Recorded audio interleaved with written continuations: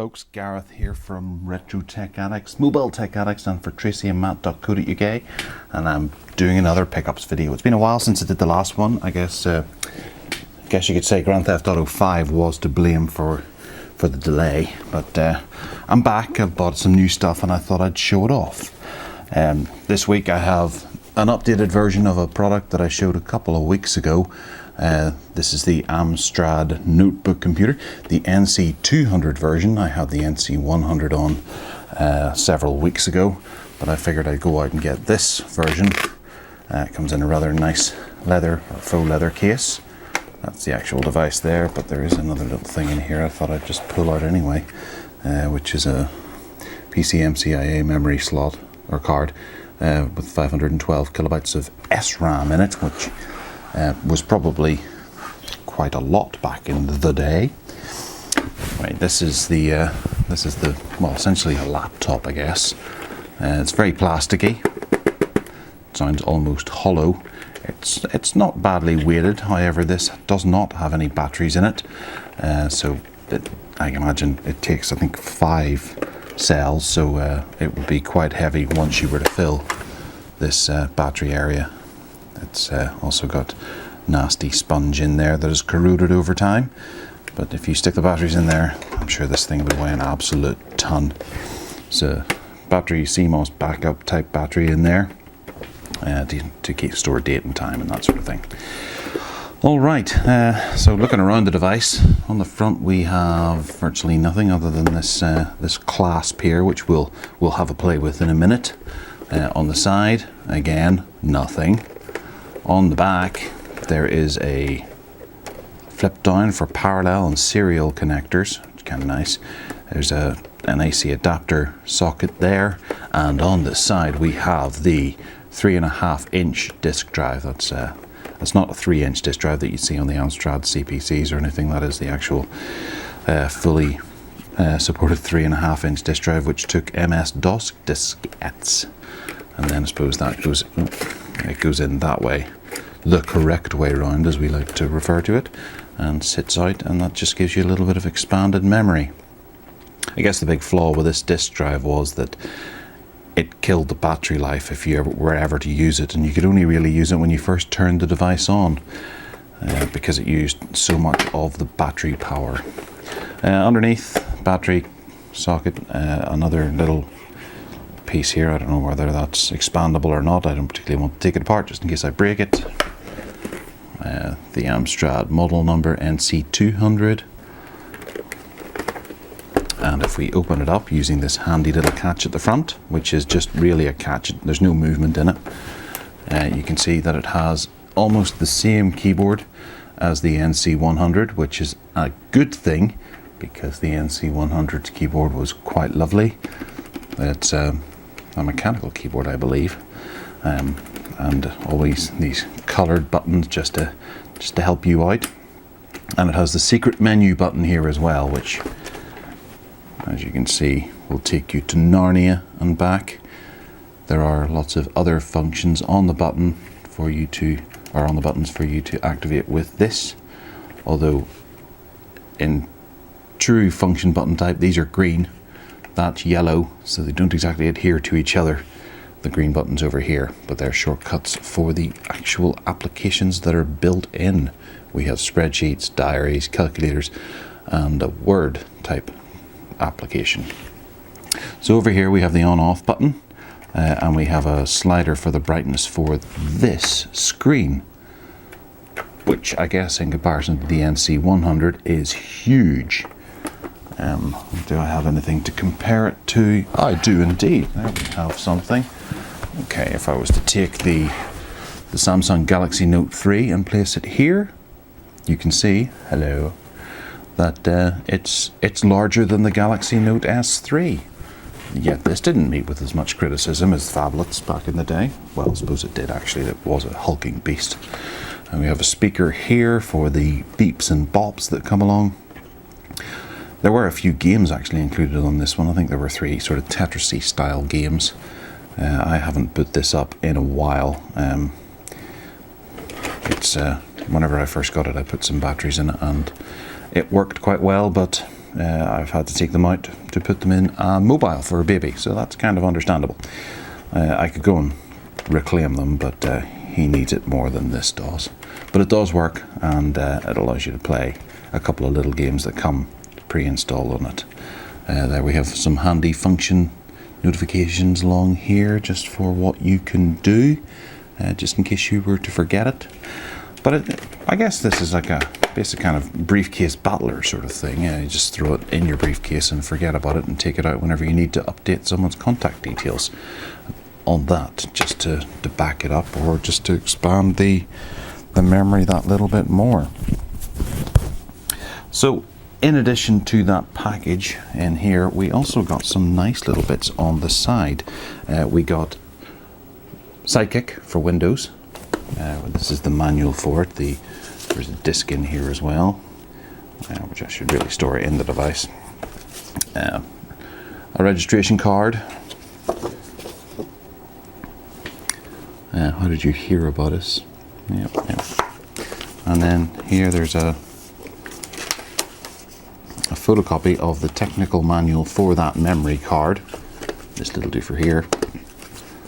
And that's the actual Sidekick manual that gives you an idea of what Sidekick actually does. I don't know what Sidekick is. Sidekick for Windows. Calculator shortcuts, moving cards. So maybe it's some kind of operating system that actually runs on top of this. I'm not sure. Installation startup. That's what it looks like. That looks very Windows 3.1-esque. I can't imagine it actually working on this. Well, I haven't tested this, but I'll give it a go in the future and see what happens. There's another little piece of paper that was included in here, which the original owner has written on. So perhaps this was to actually install on your home computer so that you could utilize the information that was in here and keep it synchronized with Windows on your home PC. In addition to that, we have the manual, which is a fairly hefty piece of literature with a product guarantee from Amstrad there. Does it mention the foam in the back? No, sadly it doesn't. I won't be able to return this because the foam has started to corrode. Yep, big manual, all of it in English. And if you think about the amount of stuff that this device does in comparison to an iPhone, and you needed to have this in order to operate it, I think things have come a long way in mobile computing. In addition, there was also this advertising paraphernalia for the Amstrad notebook, which also had some stop press, huge reductions on PCs. Mr. Alan Sugar signed this personally. Oh, so Mr. Alan Sugar, yeah. Well, he was a Mr. at the time. This is all the things you could do with it. You could put your yellow disc in here, put in a memory card, which has a big picture of a pen on it. It has chips and processors inside it, and there's the man with the briefcase. Wow. There's some screenshots of what you would actually expect to see on the screen. So you've got your word processor up here, you've got a spreadsheet here, you've got contact details here for your contacts, calendar and diary here, alarm, calculator, and a game. There we go. That's Blockade. Tiny little Tetris clone, and all the scoreboards. 3 different versions, increasing difficulty levels, and high scores automatically saved. Isn't that wonderful? And on the back we have the full specifications of this beast. It had a processor which was 12 megahertz. It had onboard memory of 128 kilobyte backed up battery. Memory expansion up to 1 megabyte via PCMCIA. Floppy disk drive inbuilt, which is 3.5, and it's the SD variety, so 720K. LCD, which was a 80 character 16 line super twist LCD with backlight, 480 by 128 dots. Right, okay. And it's keyboard, speakers, and a real-time clock, thankfully, as opposed to a fake time clock. AC adapter supplied. Takes 5 C-cell batteries, not supplied, which is the same amount as my baby's mobile. A carry pouch, and it weighs 1.4 kilograms. It doesn't say whether that includes the batteries or not. And there's a bunch of features. BBC Basic Programming Language. Yeah, well, there we go. That's kind of nice. But the last thing, which I kind of liked, was this little catalogue from Amstrad Direct. It's quite a walk down memory lane. All these lovely beige computers that you could buy from Amstrad with Windows 95 on them. Notice she's not actually interacting with the computer. She's waiting for something to load. Yeah, she's staring outside, wondering what the real world's like. Nowadays we don't have to wait for as long for things to load. I'm just wondering what this thing here is. A candle of some description and a nice phone. People aren't like this. People aren't. There should be crap everywhere. Stress balls, all that kind of stuff. And there's someone watching Hugh Grant, obviously downloaded from Napster or Kazaa back in the day, onto a rather attractive bass unit which had speakers built in. Actually, that's kind of nice. And it's got a remote control here as well, which is kind of interesting. That was only £1,300 and it had a 100 megahertz Pentium processor inside with 8 megabytes of RAM. Yeah, they're nice specs. Quad speed CD-ROM drive, that's a couple of words that flood back the memories there. You can upgrade as well from your Pentium to Pentium 120 megahertz. Megahertz I'm talking about here, not gigahertz, megahertz. And extend warranties and things. Awesome collection. Bum. So next up we have, I've gone a bit crazy on the Nintendo front here this week. And I bought myself an old Game Boy Color, which has probably seen better days, I'd imagine. But yeah, it's the transparent one that allows you to see the circuitry inside. Isn't it gorgeous? It has the slightly larger screen than the original Game Boy. Well, no, I think it's about the same size of screen. It's just because it's in a smaller, smaller case unit. You tend to think that it's a bigger screen anyway. But yeah, this is a classic piece of hardware that any gamer should have. In addition to that, the reason why I bought it is not because it has so many color games with it. It only had one color game that came with it, and that was, if we can pull focus on that please, was The Last Ninja. Return of the Ninja even. Last Ninja. No, well, maybe it's the same franchise, I'm not sure. But that's a pretty cracking wee game. I remember playing that back in the day when I had one of these. It's got another copy of Super Mario Land 2, which I appear to have thousands of now. The Empire Strikes Back came with it. These are obviously Game Boy original games. Indiana Jones and the Last Crusade, which if I remember is a very, very difficult game. And Tetris, surprisingly. But in addition to that, I also went out and got myself this, which is kind of nice. It's a wee Game Boy Advance SP. And if we tear this open, ugh, it's a blue one. I quite liked this whenever it came out because it was just the perfect profile for a games console to throw in your pocket. Nowhere near as bulky as the likes of the Game Gear or anything like this. This really did the Nintendo DS that came along afterwards, which was considerably larger. This just was beautiful. It just fit in there so nicely.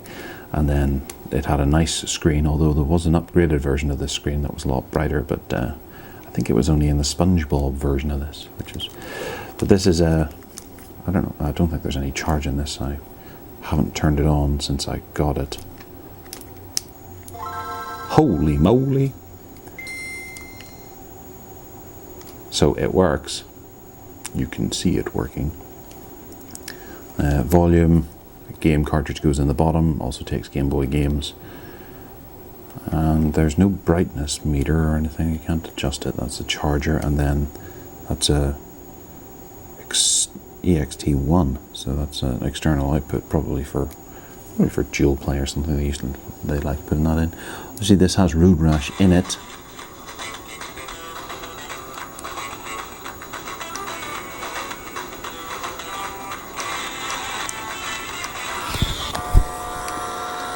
It runs fast, looks good.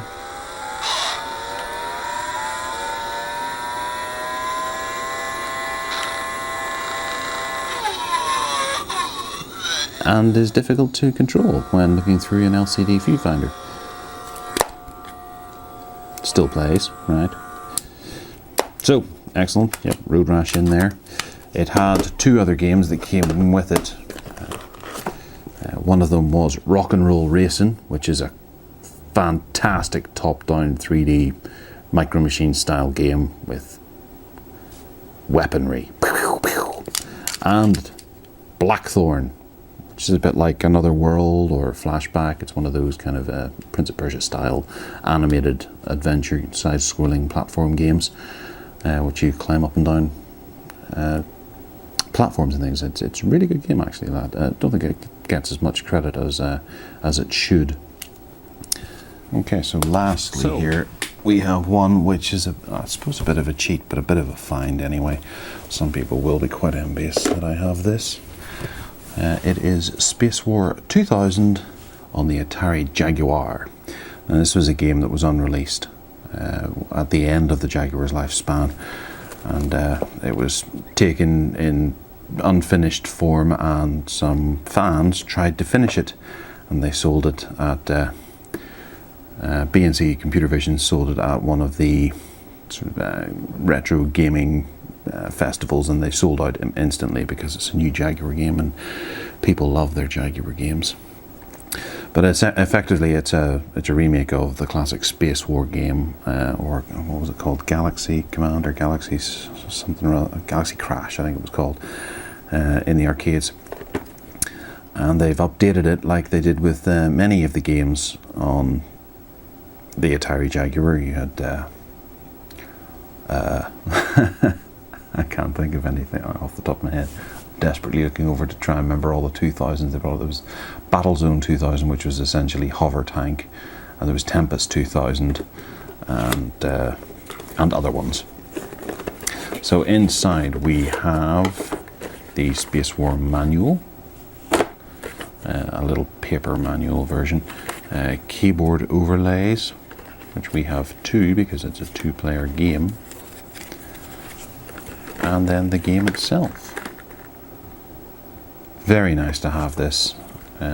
I love the way that there are extra games for the Jaguar that aren't essentially homebrew. They were not finished whenever at the time that the console was canned. Thankfully they made it public domain, so these things were okay to be released. This does retail for quite a lot of money now. It's quite difficult to find a copy of it because you have to burn the cartridge, or well, burn the ROM to the cartridge, and also come up with a box. The box is in rather nice condition. It's got a few little dents on it, and maybe it doesn't close properly and things, but still it takes a bit of a place of pride in my Atari Jaguar collection, which maybe I will go through one day, because I've had a few people sending me messages asking me what Atari Jaguar games I actually have, to go through the collection to see what's boxed, what's not, and things. Maybe I'll do that in the next couple of days and try and get it up. So I'll be back in within a couple of weeks with another collection of bits and pieces that I've picked up. I've got a few things coming to me that I'm quite excited about. And remember, you can check out the Retro Tech Addicts podcast over at tracyandmatt.co.uk. We are starting to broadcast live as well. We did our first one last week. And we'll do another one because it comes out bi-weekly. We have the Mobile Tech Addicts in between, so you can tune in and see us live and ask questions along the way. So take care, and we'll speak to you soon. Bye.